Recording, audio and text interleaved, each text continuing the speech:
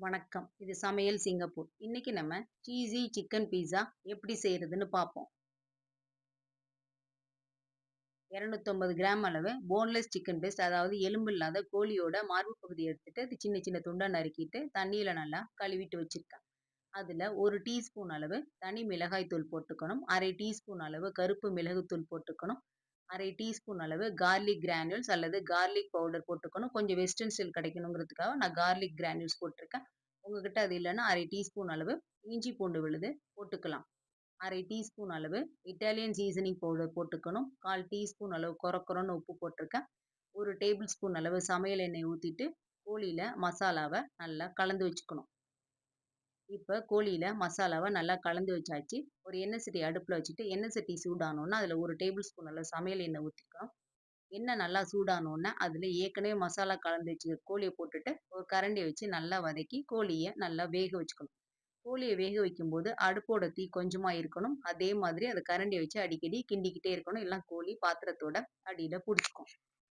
5 two 7 நிமிஷத்துல இந்த கோழி நல்லா வெந்துரும். கோழி வந்து வெட்டும்போதே சின்ன சின்ன துண்டா நறுக்கிட்டு செஞ்சோம்னா, பீஸால போடுறதுக்கு ஈஸியா இருக்கும். அப்படி வந்து முன்னாடியே வெட்டலன்னு சொன்னா, கோழி வந்து நல்லா வெந்த பிறகு, அந்த கரண்டிய வச்சு அத சின்ன சின்ன துண்டா நறுக்கி வச்சுக்கலாம்.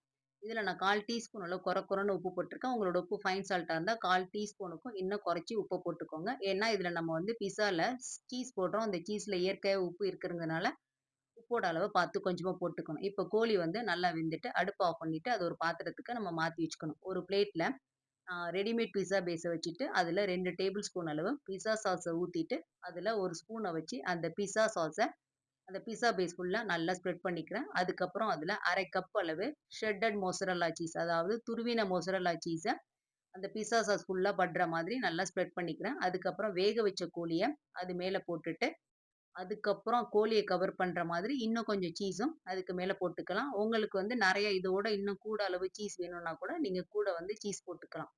1/2 டீஸ்பூன் அளவு இட்டாலியன் சீசனிங் பவுடர அந்த பிஸால வந்து நம்ம கொஞ்சம் ஸ்ப்ரிங்கிள் பண்ணிக்கணும்.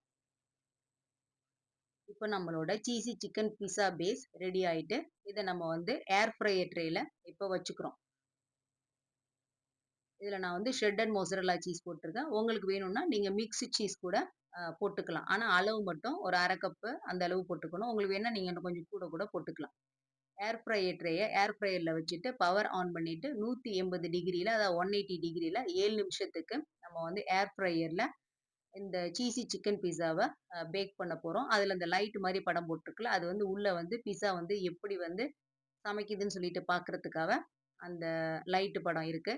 ஒரு சில ஏர் ஃப்ரையர்ல இருக்காது. என்னோட ஏர் ஃப்ரையர்ல அது மாதிரி இருக்கு. இப்போ வந்து எண்ட் ஃபங்ஷனுக்கு வந்துட்டு, இப்ப நம்மளோட சீஸி சிக்கன் பீஸா தயாராயிட்டு. அத ஒரு பிளேட்டுக்கு நான் மாத்திட்டு, அந்த ஸ்லைசர வச்சு 4 ஸ்லைஸ் இல்லன்னா 6 ஸ்லைஸ் நம்ம விருப்பத்துக்கு ஏத்தாப்ல அத நம்ம வெட்டி வச்சுக்கலாம். இதுல நான் சில்லி ஃப்ளேக்ஸ் போடல. உங்களுக்கு சில்லி ஃப்ளேக்ஸ் வேணும்னா, நீங்க இப்ப வந்து கூட போட்டுக்கலாம். இல்லன்னா வேக வைக்கிறதுக்கு முன்னாடி போட்டுக்கலாம். நான் வந்து தனி மிளகாய் தூள், கருப்பு மிளகுத்தூள் போட்டுருக்கிறதுனால, கொஞ்சம் ஸ்பைசியா இருக்குங்கிறதுனால நான் போடாம வச்சிருக்கேன். இப்ப நம்மளோட சீஸி சிக்கன் பீஸா தயாராயிட்டு. நீங்களும் இதே மாதிரி உங்க வீட்ல சமைச்சு சாப்பிட்டு பார்த்துட்டு, எப்படி வந்துச்சுன்னு கமெண்ட் பண்ணுங்க. சமையல் சிங்கப்பூர் ரெசிபீஸ் உங்களுக்கு புடிச்சிருந்தா, சமையல் சிங்கப்பூர் சேனல லைக் பண்ணுங்க, ஷேர் பண்ணுங்க, சப்ஸ்கிரைப் பண்ணுங்க. இதே மாதிரி வேற ஒரு சமையல் வீடியோல உங்க எல்லாரையும் மீண்டும் நான் சந்திக்கிறேன். அதுவரை உங்களிடமிருந்து வணக்கம் கூறி விடைபெறுவது உங்கள் சமையல் சிங்கப்பூர். நன்றி, வணக்கம்.